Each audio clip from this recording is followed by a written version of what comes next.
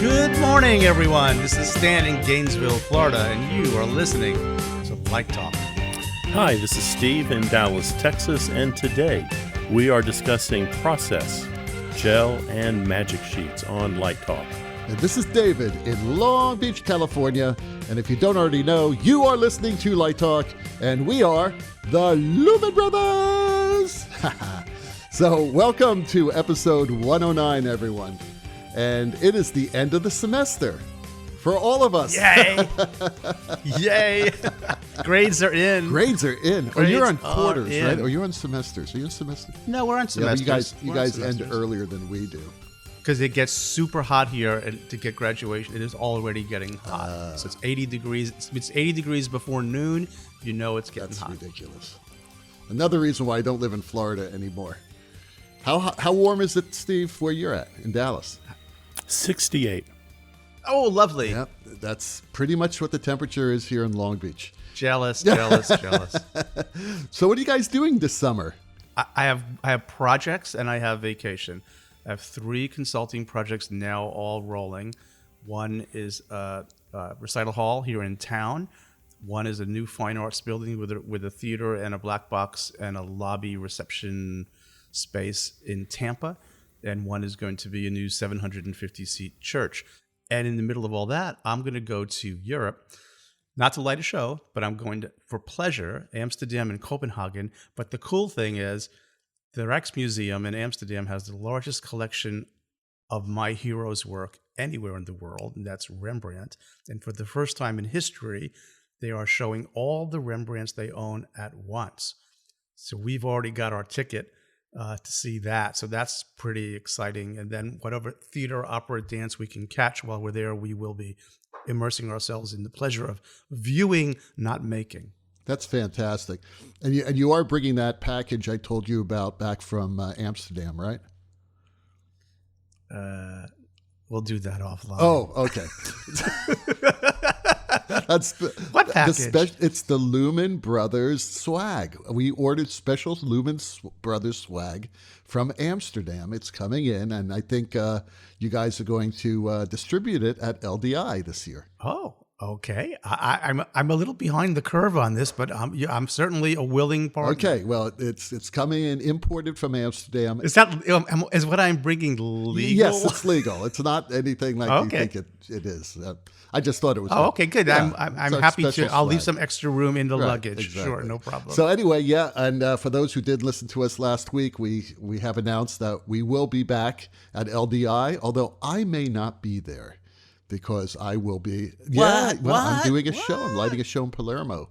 So I have to look at the dates, but I don't know. We're going to, it may just be you guys and Ann, but we'll see. Well, Ann will be a good stand-in. Or maybe we'll do what we did with Fred Foster. You'll pipe me in. I don't think we have the technology. We're lucky even to get that damn show up the road. Yeah, we're lucky we get the right. Exactly. That's not hassle with piping me in. So David, we could make extra work for you, and you could splice yourself. Oh yeah, that'll be fun. Yeah, that'll be good. Steve, we didn't hear your summer plans. What are your summer plans? I have a national tour going out this summer of one of the shows I did in New York. So that should launch sometime around June. Just waiting on the final contracts to come through. That's cool, Steve. That'll keep you busy and out of trouble. I'm heading out to Central City for I believe it's my 21st season at the Central City Opera. I thought you were retiring from that. I said that for the past 7 years, but the directors they don't let me retire. They say, oh, no, you can retire, but just one more year because I'm doing this project. And they're all friends of mine, so I have a hard time saying no to friends. Plus, to be quite honest, I love the people out there. It's like a family. It's like a good summer theater family. When I was in Chicago doing Moby Dick, I saw Gene Shear, who's the librettist for Moby Dick, who's a very old friend of mine. And he started out as an artist at Central City like 20 years ago, just doing comic roles. He was an actor. And I remember when he started to write, and now he's writing some of the most amazing operas in the world, and very successful too. So, you make these lifelong friends, and a lot of them move on, and a lot of them, some stay. It's a great thing. So I don't know. Everybody asks, when are you going to retire? That being said, speaking of retirement, I'm going to officially announce my retirement from California State University, Long Beach, right here on the show today. Sounds like you just did. I'm done. Actually, no, to be quite honest, it is technically, yes, I'm retiring this semester, but I will be coming back to teach part-time in spring. So you know what that means? That means that I have from now until January to just do whatever I want to do. This is scary. Everybody stay off the roads. David and his Tesla are That's coming. Right. I'm taking a road trip, so that should be fun. But yeah, I mean, it's very liberating, to tell you the truth, and it's a wonderful moment. So I will no longer be a full-time professor. Mazel tov. Oh, thank you. Thank you. And I had lovely words from my dean yesterday. It was very nice. So yeah, so that's what I'm doing this summer. And so I'm going to go to Central City for 6 weeks with 2 of my students. And then I'm going to pack my dog in the back of my car, and we're going to head up the 101 all the way up to Whistler. So that should be a lot of fun. And finally, before we get started, I just want to mention that last week I trashed episode 3 of season 8 of Game of Thrones because it was so dark. But I neglected to mention that in that episode, the last 7 minutes of that episode has some of the most beautiful music I've ever heard on a television show. Composer Ramin Djawadi, his beautiful piano-led track called The Night King is absolutely stunning. It's so stunning I'm going to use it for a moving light project. But I just recommend everyone listen to that because in that last 7 minutes, it starts off with Sansa and Tyrion pretty much realizing that they're about ready to die. And there's a moment there where they look at each other and all the foreground sound fades out. And then all you hear, except for 1 or 2 little moments, between that point and the end of that episode is this incredible music. So I highly recommend you all listen to it. So that being said, I had to get a shout out to that, being a musician. Steve has our first listener question. And it is William in Tennessee. And William writes, could you walk me through how you build the world of the play? Let's pick Shakespeare. You know, this question's come up a couple times, and I think I'm going to actually answer it for the first time. What did we do last time? Fake it? Well, no, we go through this whole thing about collaboration and talk to the director and read the play some more. And I think all that's kind of valid. But, you know, he's asking, let's talk about the rubber hitting the road here. So what I do, and I think Shakespeare's a good one to pick, is I take each scene, and before I start thinking about the play from a design point of view, I write down 3 things. Every act, every scene. What do I see? What do I hear? What do I smell? And I start my process there. So if we go to Romeo and Juliet, let's pick that first scene. I don't know if it's scene 1 or the prologue, but it's that scene in which we see the 2 families gathering together for their first fight, and we have an introduction to them. So what do I see? I see morning sunlight. I see men running. I see windows opening and maybe slamming shut. I see clothes hanging out to dry. What do I hear? I hear maybe the cry of a child. I hear shouts. I hear horse hooves on the cobble street. I hear someone throwing their night excrements out onto the street and it's splashing down. You know, what do I smell? I smell bread baking. I smell the river. I smell blood. I smell smoke. I start trying to immerse myself into the world of the play. It also gives me a kind of a point of view to start talking to the director about what the scene is about and what's going on and the underlying story there. So that's kind of how I start. I dissect every scene and I try to put it in a real world. What do I see? What do I hear? What do I smell? And I start from there. I think what Steve talked about is, for me, the poetry of it. Is he's thinking like a poet, like what's the visceralness of that? And something that I use, and I also encourage my students to use, is very similar to what Steve is saying. And there's a nice book called From Page to Stage by Marianne Ingram. And she has these series of questions that you ask yourself about the play and about each scene. It's a good guide. It's very similar to what Steve is talking about. And I have to do that. Something else that I do is I go through the scenes and I pull out words that conjure a feeling or an image, and I write all those words down in a list, and then I start to see how they form patterns and repetitions, and you really get a sense of what that what that world really is. Because the playwright does start with words, but then we have to translate that into emotions and feelings. I think it's a great technique, Steve. Love it. Yeah, and I would add to that because that's sort of a physical world thing that's very personal, like the smell of the laundry and and the excrements from the night before splashing down. I mean, all that is the physical world. There's also that emotional world that gets even deeper into your own personal experience, and that has a lot to do with the subject matter of the play.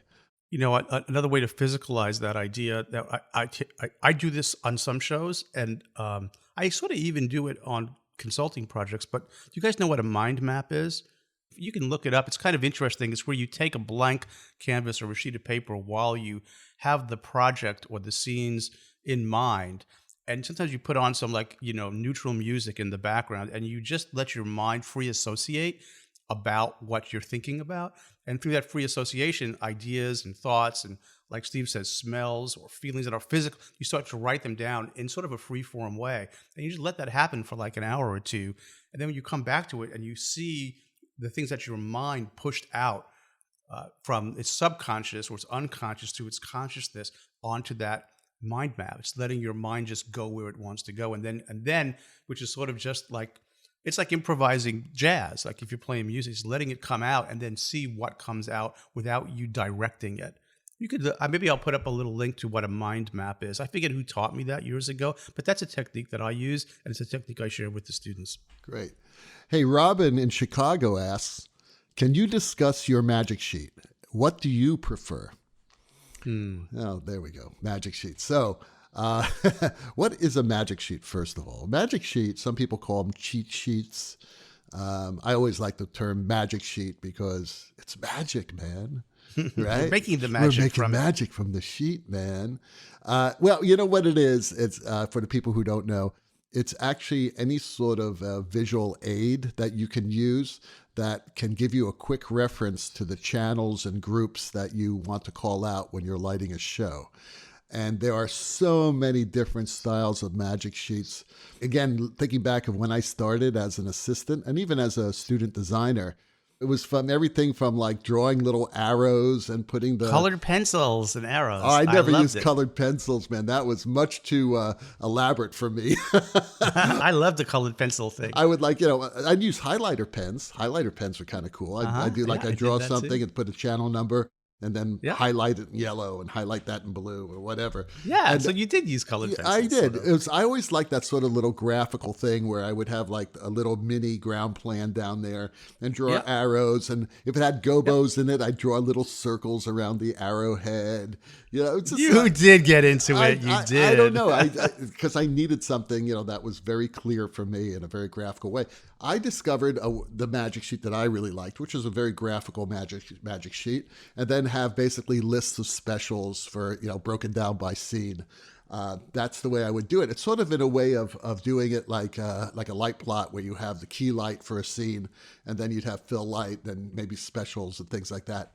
And I would break it down by scene. So I'd have a different magic sheet for scene 1, scene 2, scene 3, etc. As things got a little more complicated as far as moving lights and LEDs and the technology changed over the years, and as lighting board manufacturers, as those consoles got more elaborate and sophisticated, we were able to actually create magic sheets within the console. And that's what I use now, especially when I'm using an ETC product. And I've posted in the past, and I just posted one today actually, a magic sheet that I use that's typical of the ETC Ion EOS type of system, where you can create your own magic sheet on the board, and it will show you not only the groups or the type of lights, but also show you which lights are active and at what intensity they're at. And that is so, so nice because it gives you more information than an old style magic sheet that you wrote on a piece of paper can give you. It shows you basically what lights are active, which ones are available. I don't have to turn to my assistant and ask, what light can I use? I need a special down left. I can just look up there and see. So yeah, that's what I use now. And the magic sheet will change for every single show, depending on if it's a heavy moving light show or if I only have a handful of moving lights. if it's mostly a conventional show or maybe it's a rep plot, all that will change. The way I lay out my magic sheets will change. And the other thing that I want to mention about the advantage of doing it on a computer screen like this, like I'm talking about the EOS system, is that you can place that screen right in front of you, that monitor, and have it low enough so that when you're looking at the stage, you look over the monitor. And all you have to do to pull out a channel, if you don't memorize it, is to look down a bit and see it right there on the screen and then call it out and then look up again. Of course, you need to be sitting high enough on the seat to be able to look over the monitor, which is why I usually like to sit on a board, a padded board. That it minimizes that strain on your eyes that you would get by looking at the stage and then looking down at a piece of paper being lit by a little lamp and trying to see the number and then looking up at the stage again.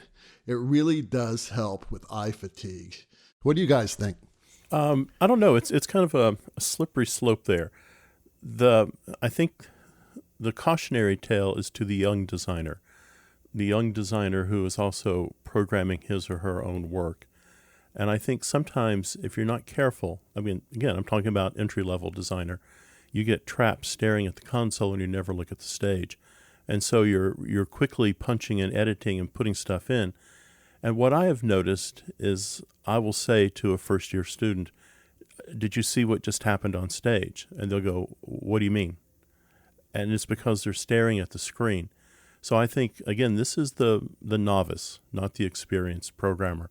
I think it's important to not get trapped looking at the computer screen or let the programmer be the programmer and let you be you.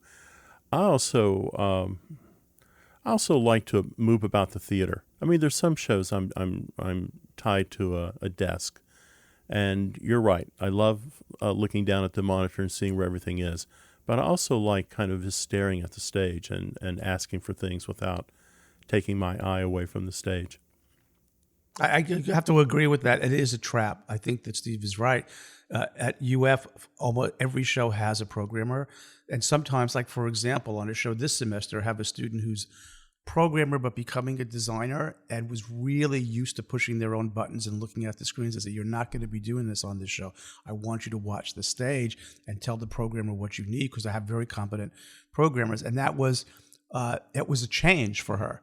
Right, but she really worked it. She became much more engaged in and getting up and walking around. But so yeah, I think Steve makes a good point for the young designer to really pull yourself away from the console, which this student had. It was a challenge for her, but then she did. It's like, no, you're the designer here, not the programmer. I agree with you, Stan. And Steve, that was a great point. You got to watch the stage.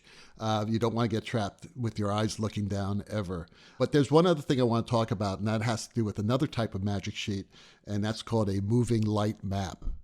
And this is something that I have my assistants develop after we initially light the show, and we assign different moving lights for different lighting strokes. I have these moving light maps that are divided into scenes, and it shows me, basically, it's a graphical indication of what every moving light is doing. Then on like a ground plan, and it's in a book, and I just go sheet to sheet to sheet to sheet to sheet, depending on how the show is progressing. And I can look down and I can see, fixtures 305 and 306 are doing that diagonal backlight. And it basically says 305, 306, and there's a color-coded path of light, so that I don't have to ask what light is lighting that chair, what light is coming through the window, what light is, I could see it right there. Well, it looks like I have the next question from Tobin in Denmark, who writes, what's the most unusual lighting project you've ever done? Now, I've been thinking about this for a while, and I've got 3, and I'll try and be, well, maybe not as long as David's magic sheet answer, but I'll try. So when I lived in the Midwest in Nebraska, I used to go out to these small prairie towns, and I used to joke and say, I'm going where no lighting designer has ever gone before.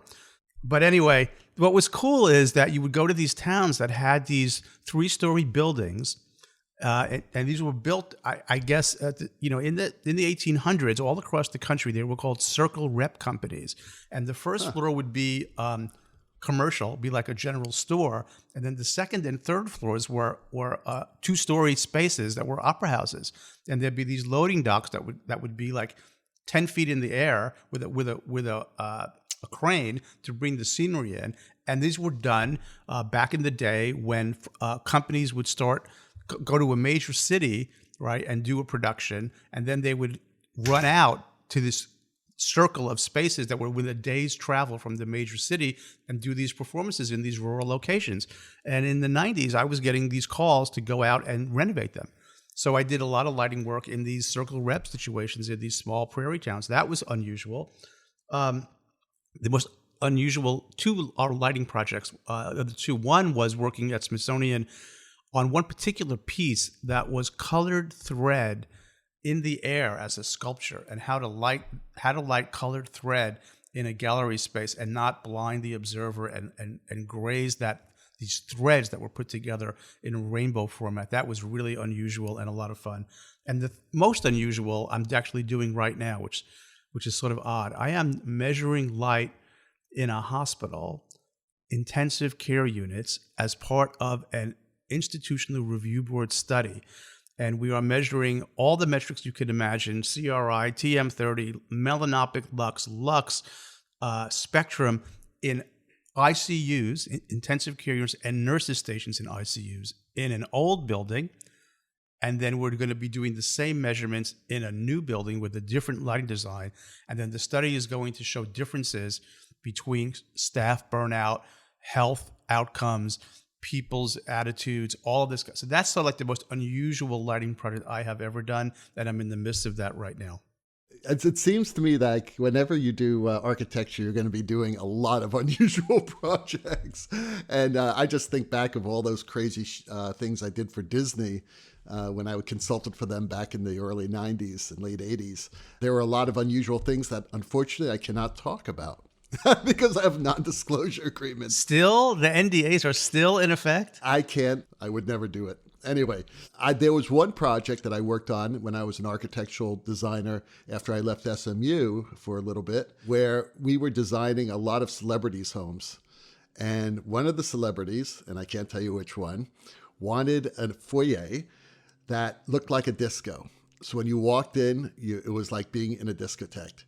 So we designed this foyer with 4 cyber lights in it. Cyber lights, 1,200 wow, watts. How tall was lights. was the foyer? It wasn't tall enough, I'll tell you. Because the cyber lights are pretty big. They were actually mounted in the coves. So these coves were gigantic. Wow. And with an opening for the mirrors. And I don't know how we did not burn down that house. But yeah, that was probably the most unusual one. That's non-Disney. You're listening to Light Talk with the Lumen Brothers. And this week, Light Talk is sponsored by... From way up in the Texas Panhandle, it's Total Bastard Products. You graduated from college 8 years ago. At some point, you need to leave that entry-level console behind. You need to put on your big boy pants and learn a man's console, the Grand MA.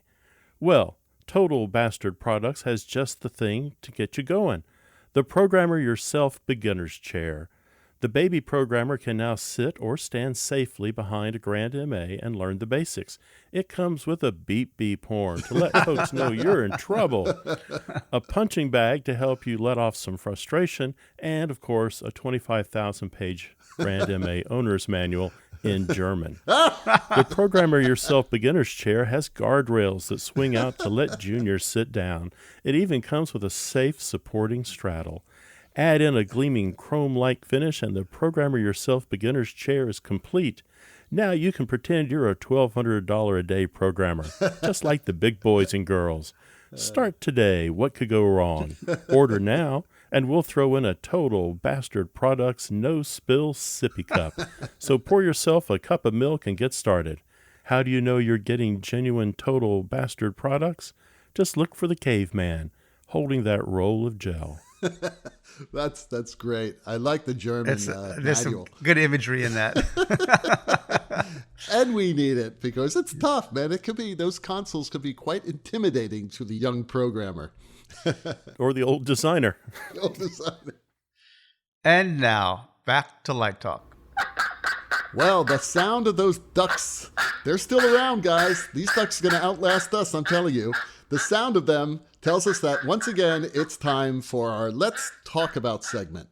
And today we have a very interesting subject, and that is, what is the key to developing a good team? Oh, I could do that in one sentence. Okay, go. Hire good people and let them do their jobs. Now back to light talk. I think that's in a nutshell, absolutely. But also, the team, I think, goes a lot deeper into just letting people, not micromanaging.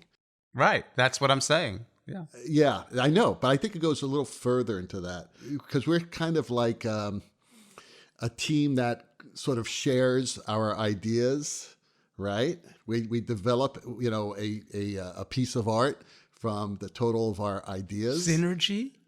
That's it. It's synergy. Oh, I win the prize. Do I get a teddy bear? No, you get an extra piece of swag from Amsterdam. Oh, okay.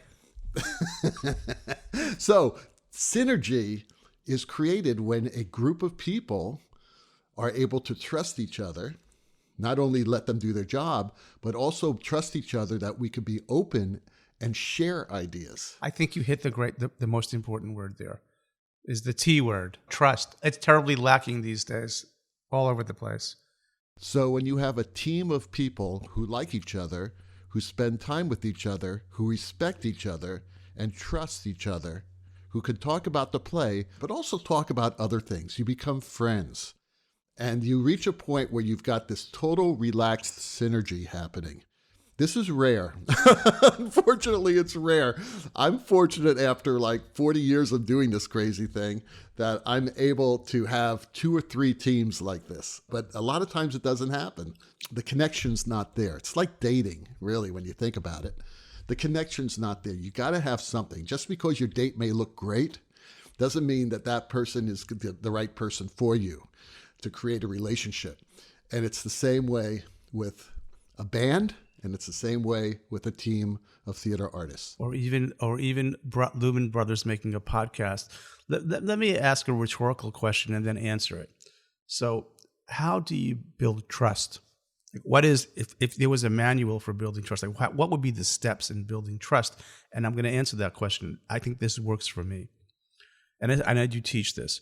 When you say you're going to do something, if you do it and you meet expectations or even exceed expectations, that's one way to build trust. Another way to build trust is, and David's talking about friendships, is when you allow yourself to be vulnerable. So when you share something that's personal with somebody, you reveal something about yourself that you feel comfortable revealing it. And then when that person keeps that confidence with you and then they share something about themselves, that's how that friendship builds. That's what trust is, right? So I think, to recap, delivering what you say you're going to deliver builds trust.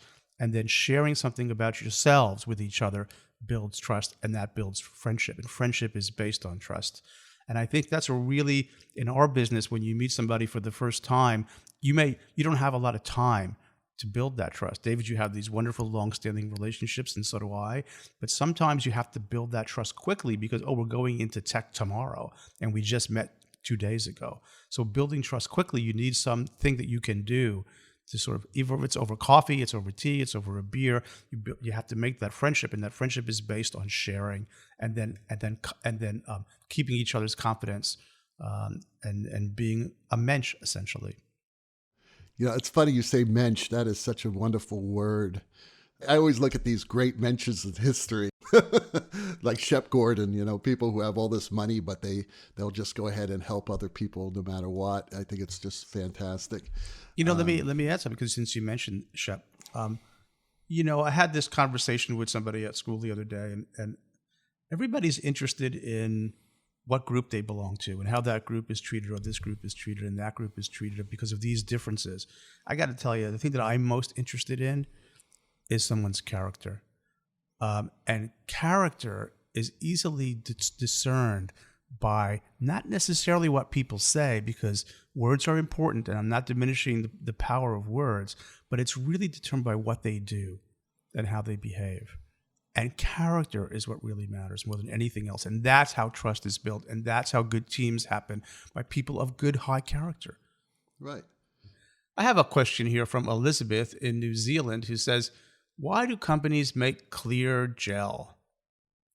Well, I think the only clear gel that I know about is heat shield, which is basically, back in the day, if you were using a very saturated color like a deep, deep blue or deep, deep red, the infrared wavelengths from the tungsten fixture would burn that gel out prematurely, and that could be problematic. So they developed a material that would absorb the infrared and block the infrared from getting to the color dyes in the gel. So it really wasn't for this purpose of clear. It does seem kind of silly. Why would you put a clear gel in front of your light? But if you're trying to preserve a deep color, I think Roscoe made it. I think Lee made it. I can't remember. But it was called heat shield, but it appeared as clear.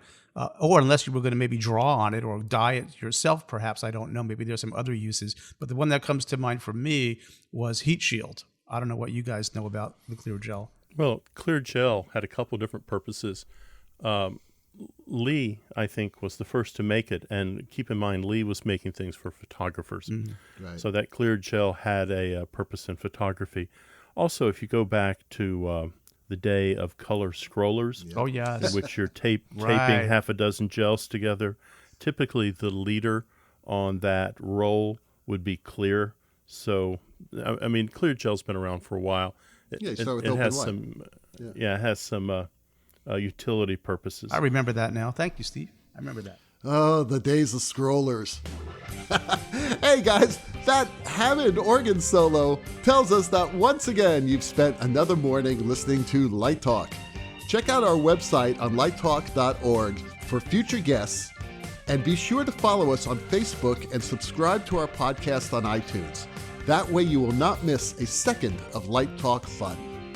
No guarantee is offered regarding the accuracy of any statements or opinions made on this podcast. But if you were to choose to litigate us, our law firm of Fleck, Flock, Flair, and Glare, and their paralegal Snoot will defend us until our retirement funds are depleted.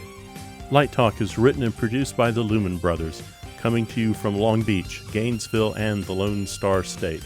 And be sure to tune in next week when we interview lighting designer Dawn Chang. All of that, and someone's going to cook up a new sponsor. Light Talk, broadcasting questionable Lumen knowledge and humor around the world. So we'll see you all next Saturday morning. Bye-bye from Light Talk. Bye-bye, everybody.